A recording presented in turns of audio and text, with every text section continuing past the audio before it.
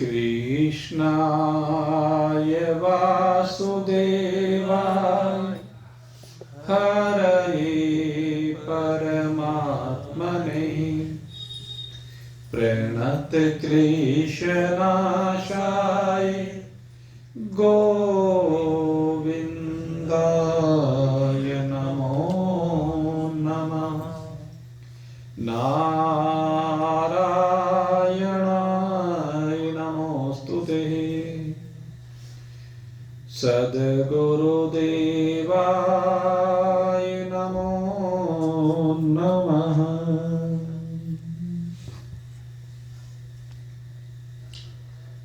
उपस्थित परमात्मा प्रेमी भगवत रस पिपासु जिज्ञासु वृत्त, भगवान श्री कृष्ण की अमृतमय वाणी से निकलने वाले अलौकिक स्वर हमारे जीवन को निरंतर आनंदित कर रहे हैं।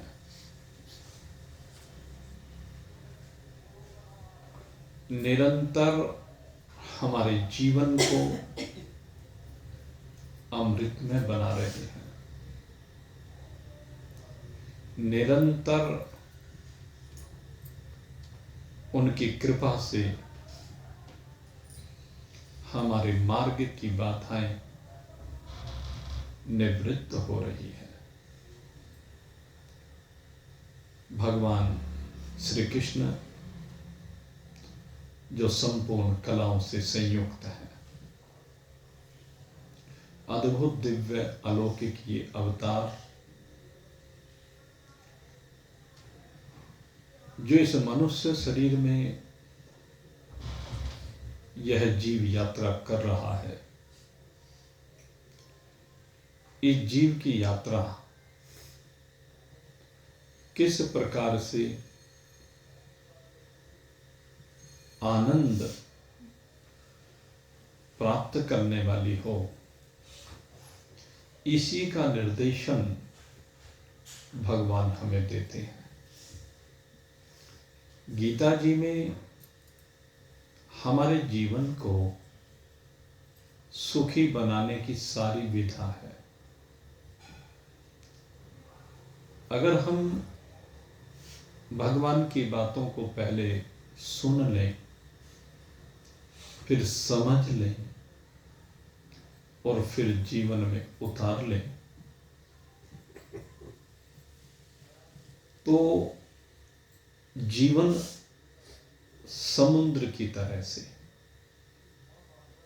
भले ही कितनी भी परिस्थितियां अनुकूल प्रतिकूल हो, उतार चढ़ाव हो, लेकिन जीवन एक रस रहेगा, अंदर से गांभीर्य रहेगा, अंदर से अचलता बनी रहेगी, अंदर से स्थिरता बनी रहेगी। भगवान यही कला हमें सिखाते हैं। समुद्र में भले ही कितने ही छोटी बड़ी लहरें आए, बड़े वेग से संसार में टकराएं, लेकिन टकराने के बाद शांत हो जाती हैं। ऐसे ही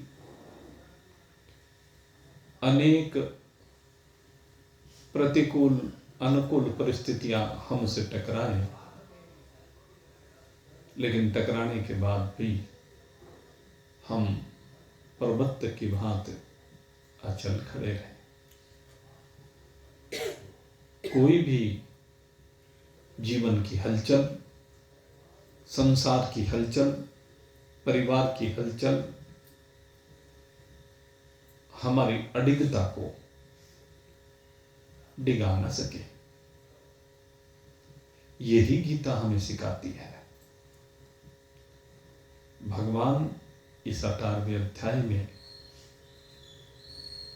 बड़ी दिव्य प्रैक्टिकल बात समझा रहे हैं। कल भी मैंने आपसे कहा था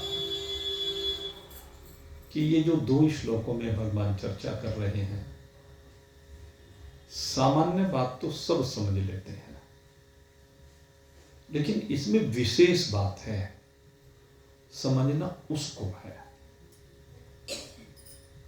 इसमें जो गहराई की बात है, समझना उसे है। भगवान कहते हैं काम्यानाम कर्मणाम न्यासम संन्यासम कवयो विदो। तो भगवान ने कहा कि ये कवियों की भाषा है, विद्वानों की भाषा है कि जो काम कर्म है उनका त्याग कर दिया जाए।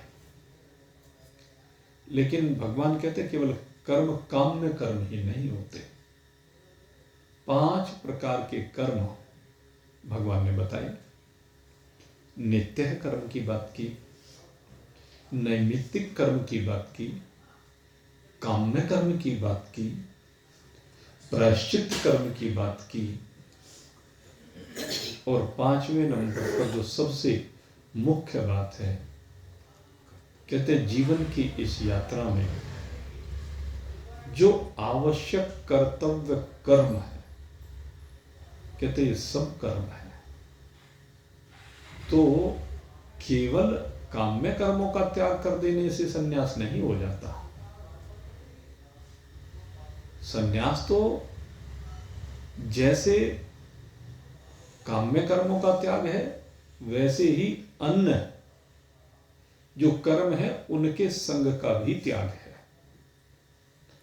स्वरूप से त्याग नहीं।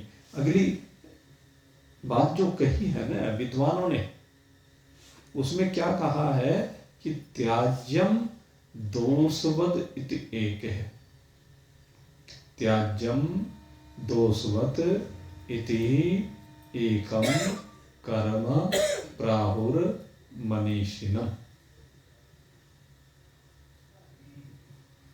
क्या कह रहे कि कर्मों को त्याग की बात कही।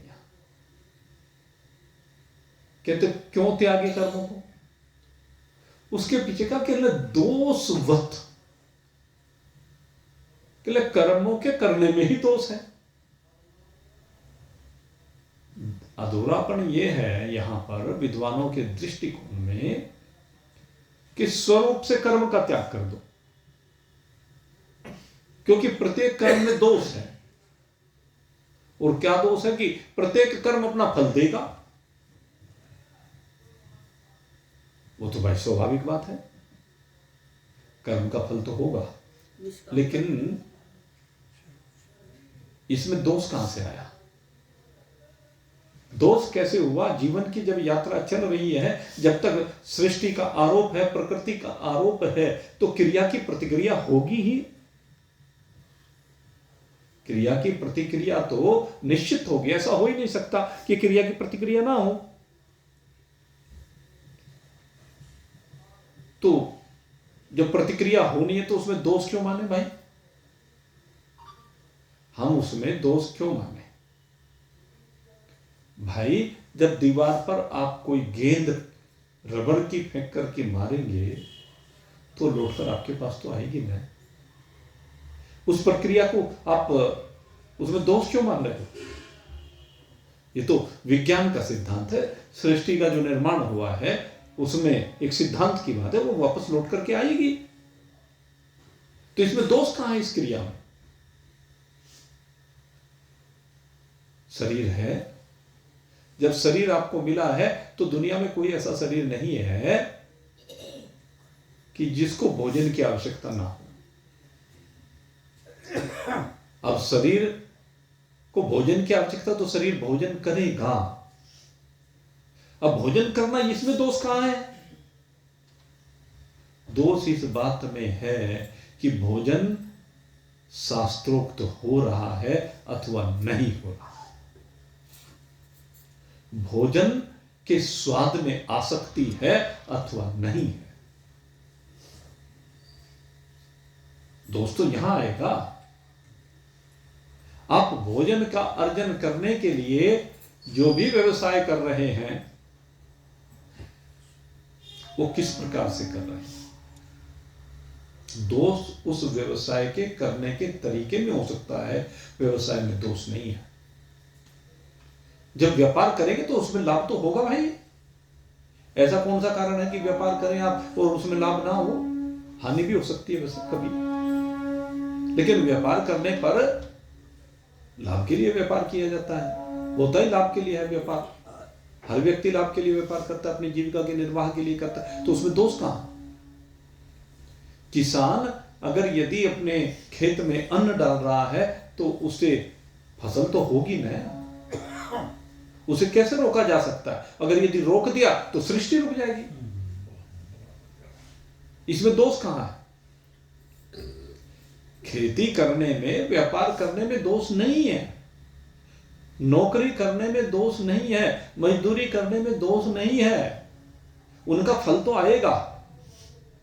दोष उस काम को करने के तरीके में है। भगवान ने समझा, भगवान कहते हैं कि कर्म तो होगा शरीर से, तुझे जो शरीर मिला है इस शरीर से काम तो होना ही है, और तुझे इसके अंदर इसलिए बैठाया है कि जब ये शरीर काम करे, तू नहीं करता, जब ये शरीर काम करे तो उस समय इस शरीर के काम करते हुए को देख कि ये शरीर सही काम कर रहा है कि नहीं कर रहा है, तुझे ये देखना है।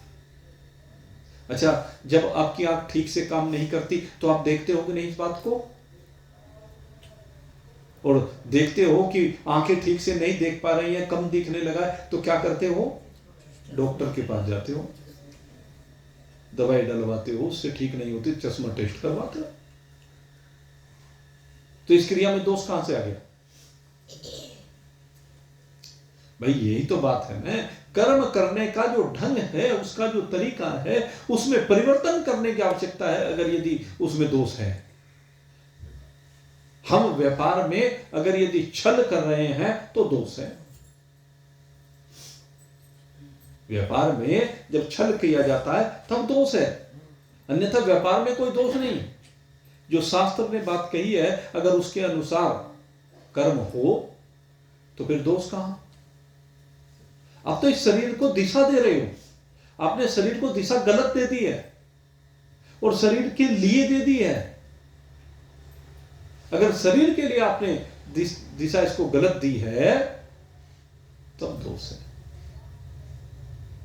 अन्यथा शरीर की यात्रा के चलते हुए कर्मों को करने में कोई दोष नहीं है, भगवान कहते हैं। भगवान का सिद्धांत तो यह है कि दोष तेरी उससे चिपकाव में है, दोष तेरी आसक्ति में है, दोष तेरा छल में है।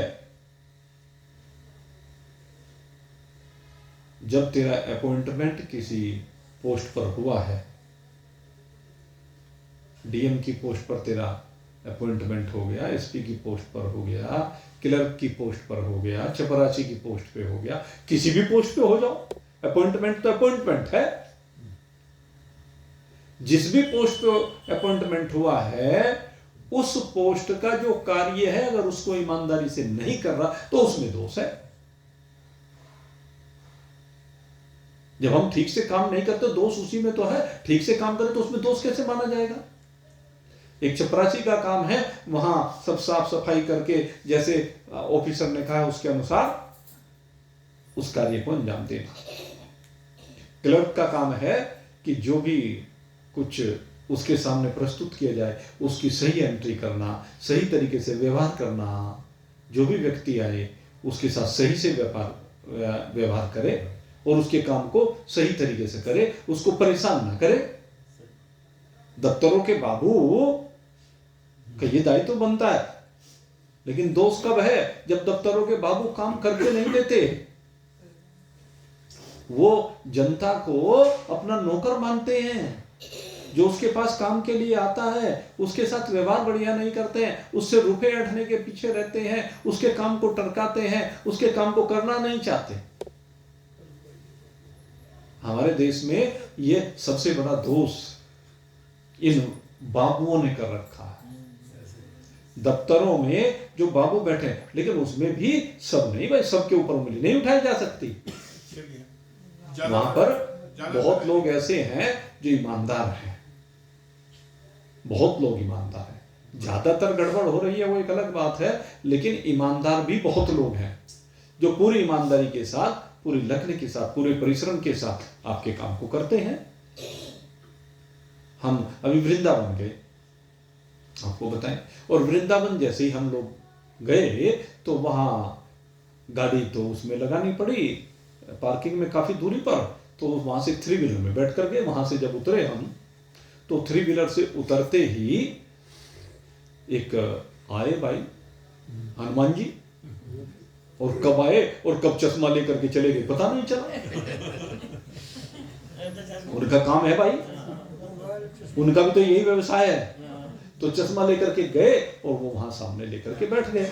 अब हमें मालूम था, हमने थोड़ा सामान, हमारे पास कुछ खाने का था वो डाला, लेकिन उसको उन्होंने चखा भी नहीं। तो किसी ने हमें आवाज दी कि फ्रूटी दो। हमने सामने दुकान देखी, वो फ्रूटी वाला दिख गया, उससे 2 फ्रूटी ली और लेकर के, अब वो इतने में क्या, इतने कई वानर और आ गए, वो डर के बेचारा। अब उसने सोचा कि मेरे हाथ तो फ्रूटी लगेगी नहीं। तो उस समय, और वो वहां बीच में एक नाला था, फिर एक दीवार सी थी, उसके बाद पीछे वो चला गया, खंडर सा था। अब वो बानर पीछे चले गया, हमने कहा भाई अब तो चश्मा गया। फ्रूटी भी ले आए, तो वो कहने लगा ये चिंता मत करो। एक व्यक्ति मेरे पास आया, एक सज्जन व्यक्ति, मैं उसको बेचारे को जानता नहीं, लेकिन एक सज्जन व्यक्ति मेरे पास आया और आकर के कहने लगा ये फेंक दो फ्रूटी उसके पास। मैंने एक फ्रूटी उसके पास फेंक दी। अब वो तुरंत फ्रूटी पर गया और लेकर के चला गया, और मुझे लगा चश्मा भी ले गया, लेकिन उसने बताया कि चश्मा तो छोड़ दिया जी। मैंने कहा कि मैं ला के देता। वो भला आदमी मुझे जानता नहीं, पहचानता नहीं, एक मानवता के नाते उसने देखा और देख करके उस नाली को पार किया, उस जो उसकी 4 दीवारी सी थी उसे पार किया, उस खंडर के अंदर झाड़ झंकार से उनको पार करते तो कितनी दूर चला गया था, और वहां से मेरा चश्मा ला करके बेचारे ने मुझे दिया। वैसे तो कहते हैं वहां लोग व्यापार करते हैं कि जेब में फ्रूटी डाले फिरते हैं, लोग जो चश्मा ले जाते हैं, 100 रुपए दो, मैं लाऊंगी 200 रुपए दे दो, मैं तुम्हारा चश्मा दे दूंगा। इस तरह की बात है। 300 रुपए लिए फटाफट लिया। तो इस तरह, लेकिन उस बेचारे व्यक्ति ने, मैं आपको कह रहा हूं उस भले मानुस ने,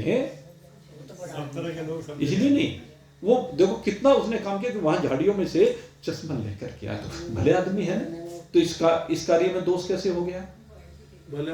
कार्य किया, बच्चे ले पैसे दी, जो भी ये ऐसा है, उस घटना की तरफ जाने की आवश्यकता नहीं है, विषय के ऊपर जाने की। मैं समझाना ये चाह रहा हूं उदाहरण दे करके कि हर तरह का व्यक्ति आज भी है। ये हमारे बीच में सुनील गुप्ता जी बैठे हुए, और ये भी भाई सरकारी कर्मचारी रहे, ये भी बाबूजी रहे वहां पर, वही तो काम किया, क्लरिकल काम किया है ना ये। अब ये वही है, तो वहां पर जो क्लरिकल काम ये करते थे तो ईमानदारी से किया इन्होंने, और ईमानदारी इतनी कि सरकार के धन को बचाने के लिए गोली तक खा ली इन्होंने, और उसमें बहुत प्रतिकूल परिस्थिति इनको झेलनी पड़ी, गोली मार दी इनको, लेकिन उसके बावजूद भी उन्होंने सरकारी धन का बचाव किया। उसको तो अपना भी धन नहीं था, लेकिन ड्यूटी थी। यह रोटी का निर्माण। और कोई होता ले भाई, लेकिन उन्होंने साहस दिखाया। और तो क्या है कि हर तरह का व्यक्ति सब जगह है, लेकिन अधिकांश व्यक्ति जिस तरह के हो गए हैं, तो उसकी वजह से उन कर्मों में दोष है। और जब कर्मों में दोष है उनमें, तो भाई उनकी स्थिति की बात हम नहीं कर रहे हैं। यहां पर किसकी स्थिति की बात करी जा रही? यहां तो साधकों की बात की जा रही है, यहां तो सत्संगियों की बात की जा रही है। सत्संगी जो व्यक्ति होते हैं, ये ठीक है कि वो फल की इच्छा नहीं करते, वो काम्य नाम कर्म, काम्य कर्म जो होते हैं उनका उन्होंने परित्याग कर दिया है, कर्म का नहीं, कामना का। ये ध्यान करने की बात है।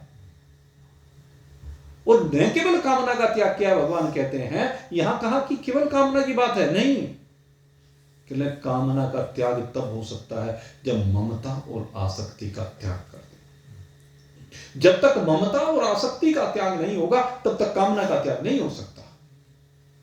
ममता और आसक्ति का त्याग होने पर ही कामना का त्याग होता है। तो उन्होंने,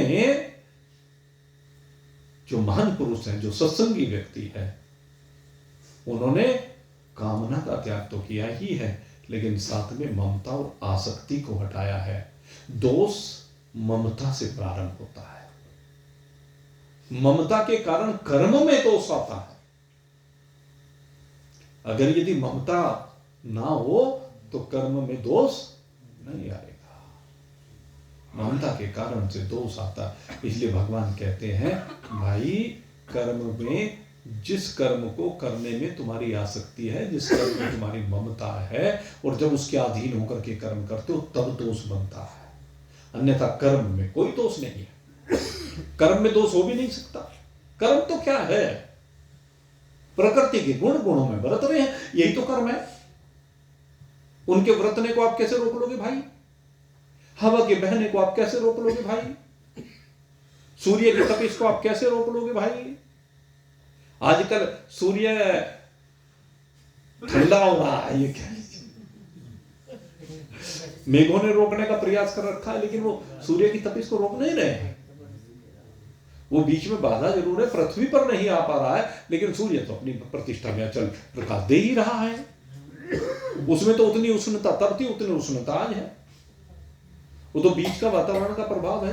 तो ये जो बीच के वातावरण का प्रभाव है, बर्फ पड़ी है, तो बर्फ की आती हुई ठंडक, उससे उठने वाली भाप और बढ़ने वाला कोहरा, उसे आप कैसे रोक सकते हो भाई?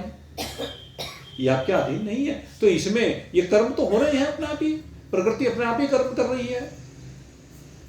ऐसे शरीर की प्रकृति आपसे कर्म करा रही है। अब ठंडक फील हो रही है तो शरीर की प्रकृति अपने आप है कि भाई चलो कुछ कपड़ा गर्म पहन लिया जाए, ओढ़ लिया जाए। तो ये तो स्वाभाविक कर्म है, इसमें दोष कहां से आ गया? दोष तो तब आता है जब हमारी आसक्ति होती है। नहीं, सर्दी लग रही है पर मैं तो भाई अगर यदि बाजार में चलूंगा, अगर मफलर ओढ़ लिया, अगर चादर ओढ़ ली, लोग क्या कहेंगे? लोग बेवकूफ कहेंगे और कुछ नहीं।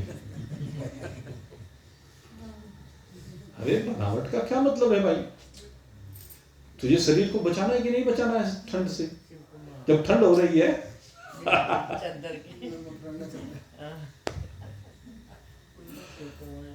भाई, शरीर को ठंड से बचाना है कि नहीं बचाना है? ठंड से बचाना, इसमें दोष कैसे हो गया? अगर तूने सर के ऊपर कपड़ा ओढ़ लिया तो इसमें दोष कहां से आ गया? नहीं ओढ़ा तो दोष है। ठंड लग रही है और तू, गड़बड़ यहां है। लेकिन दूसरे को दिखाने के लिए, हमने देखा ना, जो बड़े बड़े लोग होते हैं, बड़े से मतलब जो एक धनाढ्य लोगों की एक अपनी वो होती है मेजोरिटी, उसमें हम देखते हैं लोग बहुत बनावट में रहते हैं भाई। हमने बहुत देखा कि वो लोग पहनावे पर बड़ा ध्यान देते हैं। बन ठन के ऐसा रहना ठीक है, बन ठन के रहने में भी दोष नहीं है, लेकिन प्रकृति के विरुद्ध जाने में दोष है।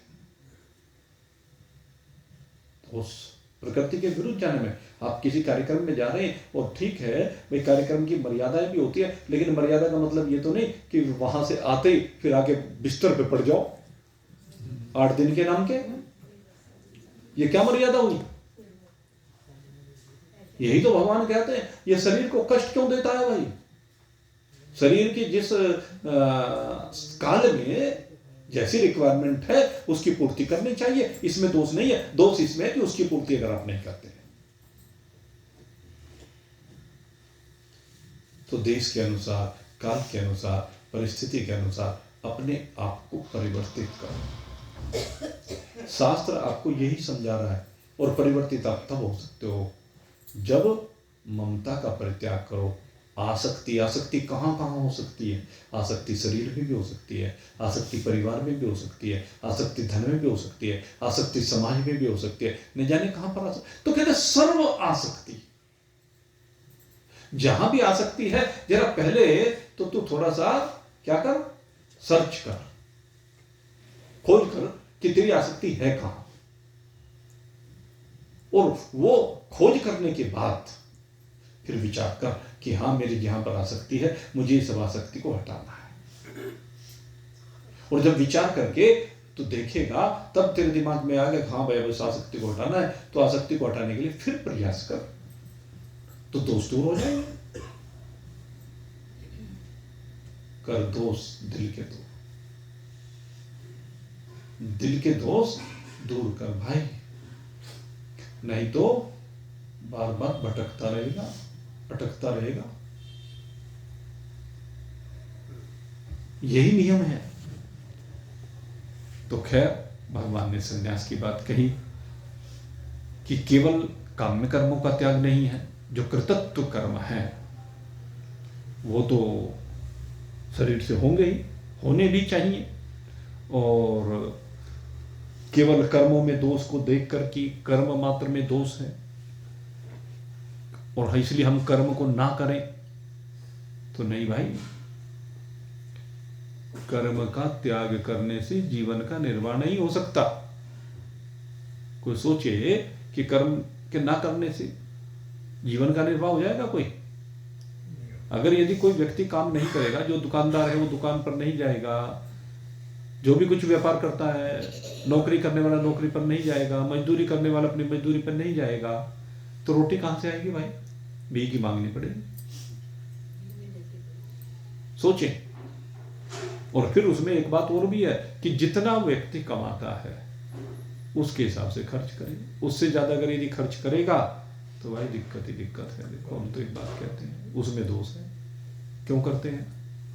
उसी में अपने अंगों को समेटो, वासनाओं को, कामनाओं को समेटो। गीता में भगवान ने वो दिया था ना उदाहरण, कैसे जैसे कछुआ होता है ना, वो अपने अंगों को जैसे कोई खतरा देखता है तो सिकुड़ करके अपने उस कैप के अंदर है, बड़ी कठोर होती है उसकी पीठ, कहते हैं उसके ऊपर हाथी का पैर भी आ जाए तब भी कछुए का कुछ नहीं बिगड़ता, इतनी कठोर होती है। जब मंदराचल पार्वती को, हाँ, इसीलिए तो मंदराचल की मथानी जो थी वो उसी के ऊपर चली थी। कच्छप अवतार भगवान ने धारण किया, कुर्मा अवतार। हाँ, तो एक ही बात है। तो हमें भी जब ये दिखे कि भाई गड़बड़ हो रही है, नहीं समझ रहा है, बजट नहीं बन रहा है, तो अंगों को समेट लो। और जब ये लगे कि बजट है, खोल लो। कौन मना कर रहा है? दोनों में दोष नहीं है। दोष तब है जब हम समय को, परिस्थिति को ना देखें, इसमें दोष है। कर्मों का त्याग कोई नहीं कर सकता। भगवान कहते हैं नहीं कश्चित् क्षणमपि जातु तिष्ठति कर्म कृते। कर्म किए बगैर तो कोई रह ही नहीं सकता। संसार में ऐसा विधान ही नहीं बना है। ये जितने भी शरीर हैं, इनके अंदर बैठे हुए जीवात्मा को कर्म तो करना ही पड़ेगा, और कोई रास्ता नहीं है। इसलिए कर्मों में दोष को मत देखो, अपनी आसक्ति के कारण से दोष को देखो। एक कहा सर्व कर्म फल त्यागम, सर्व कर्म फल त्यागम प्राहुस्त्यागम विचक्षणः। तो मनीषियों ने क्या कहा? कहले जो कर्म है ना, चलो कर्म का तो त्याग ना करो, लेकिन कर्म के फल का त्याग कर दो। यहां पर कहते हैं कि फल का त्याग होना चाहिए। तो कहते हैं कि फल के त्याग की बात तो आती है, लेकिन त्याग का मतलब भी ये नहीं है। त्याग का मतलब आसक्ति का त्याग। भगवान कहते हैं कर्म का फल आए, इस बात की आसक्ति। मन में भाव हो कि हमने जो कर्म किया तो इसका फल तो आएगा, आएगा वो जरूर, लेकिन तेरी आसक्ति नहीं होनी। कैसा आएगा इस बात का तो नहीं पता नहीं कि कैसा आएगा। अच्छा करने पर बुरा आ जाता है, बुरा करने पर अच्छा आ जाता है। ये संसार में कंट्रोवर्सी कई बार दिखाई देती है। अजी देखो बुरा करने वाले तो खूब फल फूल रहे हैं, और जो अच्छा करने वाले हैं वो दिन प्रतिदिन दिक्कत उठा रहे हैं। नहीं, तुझे इस सिद्धांत से बाहर निकलना है। कैसा भी फल आए, जो भी भेजे हैं भगवान, जो भी भेजे वो आता है ना, तेरे फूलों से भी प्यार, तेरे कांटों से भी प्यार। जो भी तू भेजे सरकार, हमको वही है स्वीकार। हमको उसी को सहज भाव से स्वीकार करना है, हमारी उसमें आसक्ति नहीं होनी चाहिए। पॉजिटिव आ गया तब भी ठीक है, और नेगेटिव आ गया तब भी ठीक है। पॉजिटिव नेगेटिव दोनों की सीमा से बाहर निकलना है, न पॉजिटिव में चिपकना है न नेगेटिव में चिपकना है। हमें तो परमात्मा से चिपकना है। इसलिए भगवान कहते हैं सारे कर्मों का फल इसका त्याग कर ले। इसके साथ साथ ये बात का ध्यान करो कि ममता और आसक्ति ये जो है ना सारी गड़बड़ ये करती है।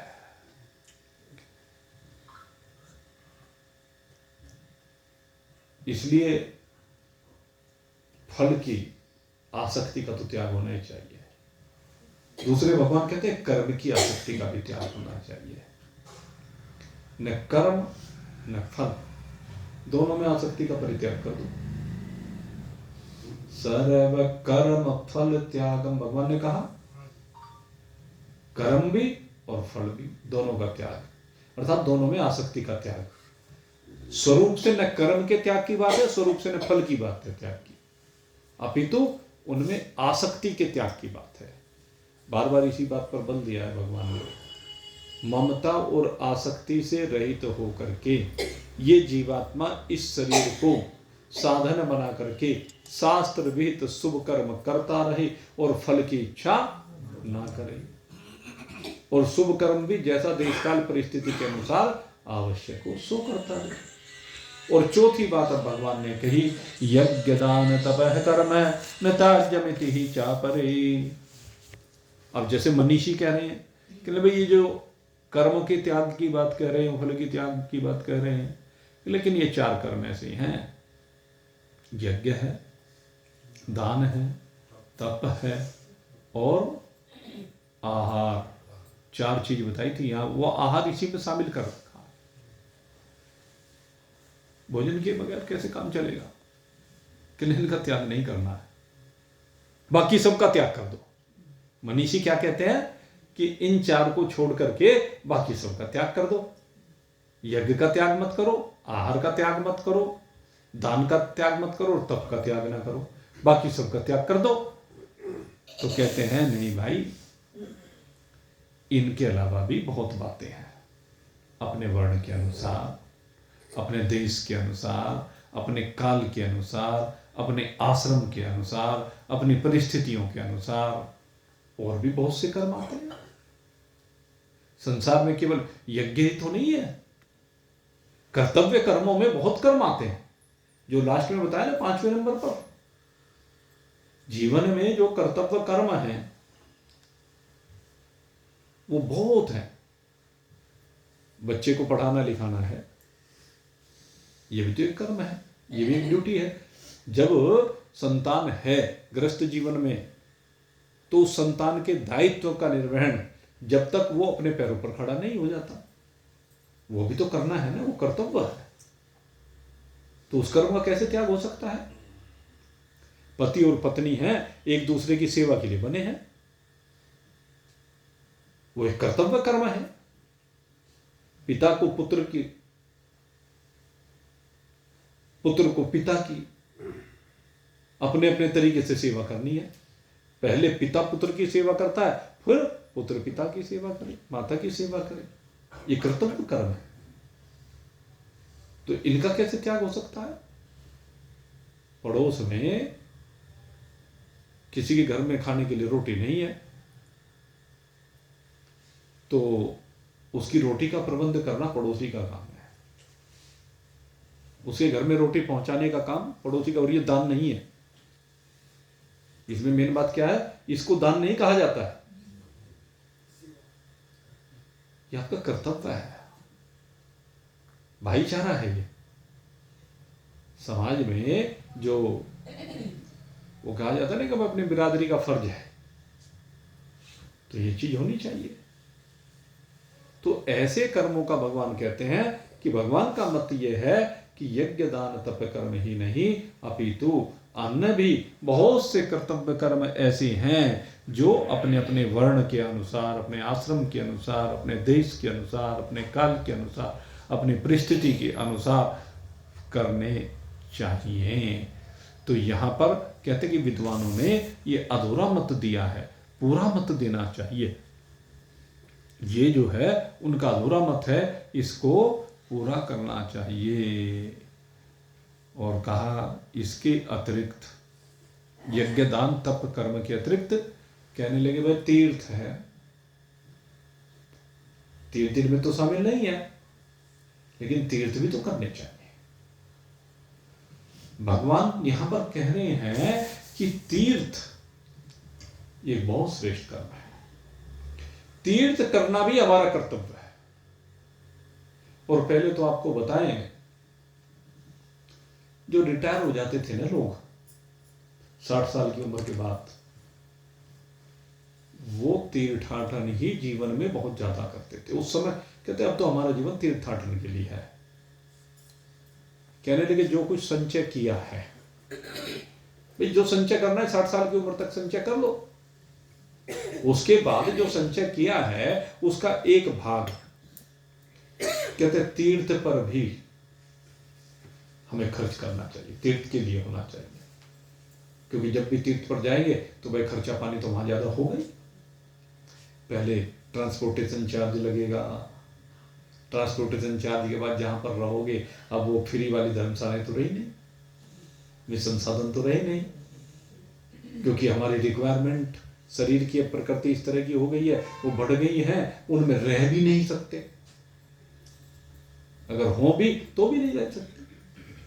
तो वहां रहने का भी प्रबंध करना है, खाने का भी प्रबंध करना है, वहां जिस तीर्थ पर गए हैं मंदिर है या जो भी है वहां पर, तो उसमें भी कुछ अर्पित करके आना है, प्रसाद भी चढ़ा करके आना है, वहां जो गरीब लोग हैं उनकी सेवा भी करके आना है, सत्संग भी करना है। जितना समय वहां पर रहेंगे तो कहते हैं अपने धन का एक भाग तीर्थ के लिए जरूर बचा कर रखें। 60 साल के बाद तीर्थ यात्रा जरूर करनी चाहिए।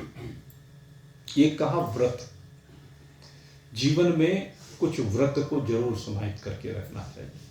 व्रत माने जीवन को संयमित करने के सूत्र हैं ये भाई, जिससे आपका जीवन संयमित रहे। व्रत का मतलब ये नहीं कि हमने एकादशी का व्रत कर लिया, पूर्णिमा का व्रत कर लिया, सोमवार का व्रत कर लिया, इत्यादि इत्यादि, वो भी व्रत हैं। लेकिन व्रत का मतलब हम तो कहते हैं कि एक नियम में बंधना। नियम क्या? शास्त्र विहित शुभ कर्म, जो भी शास्त्रों ने निश्चित किए हैं उन नियमों में बंध करके अपने जीवन को आगे लेकर के चलना। तो भगवान कहते हैं ये भी तो कर्तव्य कर्म है। नियमों में बंधने से कोई बंधन में नहीं आ जाता। ये नियमों में बंध करके, शास्त्र के नियमों में बंध करके अगर जीवन को जिया जाता है तो बंधन मुक्ति के लिए है भाई। ये बंधन नहीं, आपको बांधने के लिए नहीं है, ये तो आपको खोलने के लिए, आपको मुक्त करने के लिए, आपको संसार के चक्र से मुक्त करने के लिए है। इसको बंधन नहीं कहते,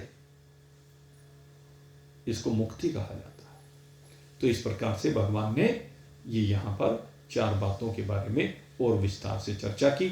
और अब भगवान इसके बाद अभी विद्वानों का मत बताया, अब अपना मत भगवान यहां पर बताने जा रहे हैं। और अब जो अपना मत है, कल को फिर इस मत की आपके सामने चर्चा करेंगे। और अब बस भाई अभी कल ही सत्संग होगा, कल के बाद अब एक लंबा विश्राम लेना पड़ेगा, आपको पता है। तो ये जो विश्राम है भाई, सोमवार कौन सी तारीख का पड़ रहा है फरवरी में? बाद में 9 तारीख का। तो 9 फरवरी से फिर सत्संग प्रारंभ होगा। अब तो कल का सत्संग अभी और है, और फिर 9 फरवरी को सत्संग प्रारंभ होगा। तब तक बीच में आप लोगों की सेवाएं लेते रहेंगे भाई, क्योंकि सेवाएं आपकी लेनी है।